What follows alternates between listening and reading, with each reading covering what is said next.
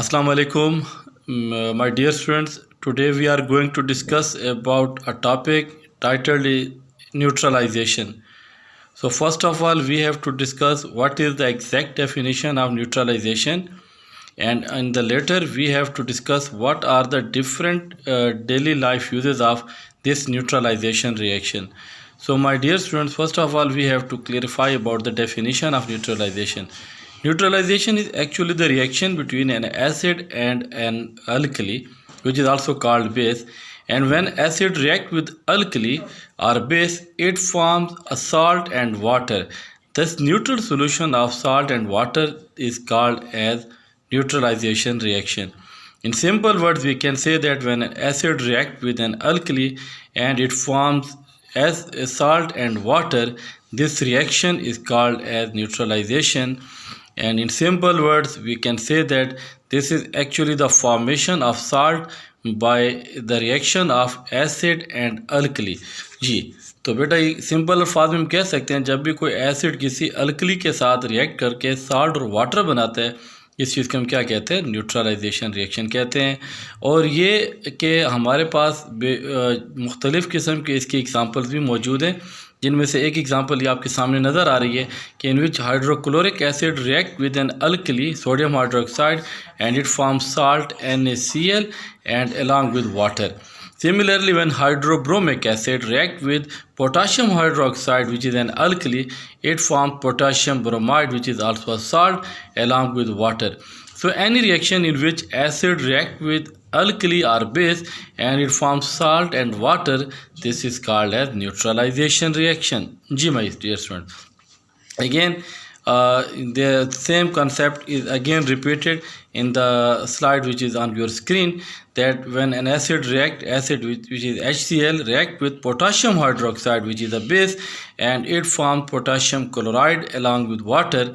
So this is actually the type of neutralization reaction in which an acid react with base and it forms salt and water. So this is your neutralization reaction example. बेटा इसमें बड़ी simple सी बात है कि कोई भी acid के किसी भी टाइप का हो, जब भी वो किसी अल्कली के साथ रिएक्ट करके साल्ट और वाटर बना देगा, ऐसे रिएक्शन को हम क्या कहते हैं? न्यूट्रलाइजेशन रिएक्शन कहते हैं जी। और उसके बाद बेटा आप सेम यही कंसेप्ट आप देखें तो दोबारा भी आपको नज़र आ रहा है स्क्रीन के ऊपर कि एक बीकर में हमारे पास एसिड पड़ा हुआ है, दूसरे बीकर में हमारे पास अल्कली पड़ी हुई है। अब ये दोनों आपस में रिएक्ट करते हैं और रिएक्ट करके क्या बनाते हैं? एक न्यूट्रल सॉल्यूशन बनाते हैं जिसमें साल्ट जो है ना वो डिज़ोल्व होता है वाटर के अंदर। इस चीज़ को हम क्या कहेंगे? न्यूट्रलाइजेशन रिएक्शन कहते हैं। और इसके हमारे पास बेशुमार प्रैक्टिकल एग्जाम्पल मौजूद हैं, जैसे कि बेटा हमारे पास मुख्तलिफ, जैसे हमारे पास ये जो अक्सर लोग कढ़ाई वगैरह और ये चीज़ें मिर्चीली चीज़ें और चटपटी चीज़ें खाते हैं तो इनको एसिडिटी की बीमारी हो जाती है। तो जो मेडिसिन डॉक्टर इनको सजेस्ट करते हैं उनमें अंदर क्या मौजूद होते हैं? उनके अंदर अल्कली मौजूद होते हैं। और यही अल्कली जब उनके स्टमक के अंदर जो एसिड मौजूद होता है उसके साथ रिएक्ट करता है तो क्या बना देते हैं? साल्ट और वाटर बना देते हैं। इस तरह जो है ना वो पेशेंट क्योर हो जाते हैं, उनके एसिडिटी का प्रॉब्लम को डिज़ोल्व किया जाता है। यानी सिंपल वर्ड में हम ये कह सकते हैं कि हमारे पास जो डेली लाइफ में एसिडिटी के पेशेंट्स होते हैं उनकी मेडिसिन के अंदर क्या मौजूद होता है? अल्कली या बेस मौजूद होता है। वही अल्कली बेस उसके एसिड के साथ जो उसके स्टमक में मौजूद होता है रिएक्ट कर लेता है और रिएक्ट करके साल्ट और वाटर बना देता है। यूँ जो है उस बंदे की एसिडिटी को किसी हद तक काबू में लाया जा सकता है, लेकिन कोशिश करें कि चटपटी चीज़ें कम ही खाएँ तो ज़्यादा अच्छा है। उसके बाद बेटा देखिए हमारे पास जैसे कि ये विनीगर है, सिरका जिसको हम आम तौर पे बोलते हैं, ये हमारे पास यूज़ किया जाता है क्योंकि ये अल्कलाइन नेचर में होता है और किसी भी एसिड के साथ जब इसको ट्रीट किया जाता है तो उसको न्यूट्रलाइज कर लेता है और यूँ जो है उस प्रॉब्लम से हम छुटकारा हासिल कर सकते हैं।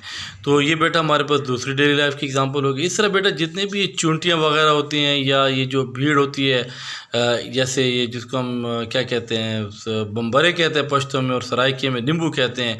जब ये काट लेते हैं तो इनके ऊपर बेकिंग पाउडर लगाया जाता है, क्योंकि बेकिंग पाउडर क्या होता है हमारे पास? वो अल्कली नेचर का होता है, बेसिक नेचर का होता है। और क्योंकि जो इनके डंक होते हैं उनके अंदर आमतौर पे फॉर्मिक एसिड मौजूद होता है, तो ये फॉर्मिक एसिड जब अल्कली के साथ रिएक्ट कर लेता है तो यूँ उसको डिज़ोल्व कर देता है, क्योंकि रिएक्शन होता है न्यूट्रलाइजेशन का। जिसमें जो उनके जो फॉर्मिक एसिड होता है ये इस बेकिंग पाउडर में जो अल्कली मौजूद होता है उसके साथ रिएक्ट करके सॉल्ट और वाटर बना देता है।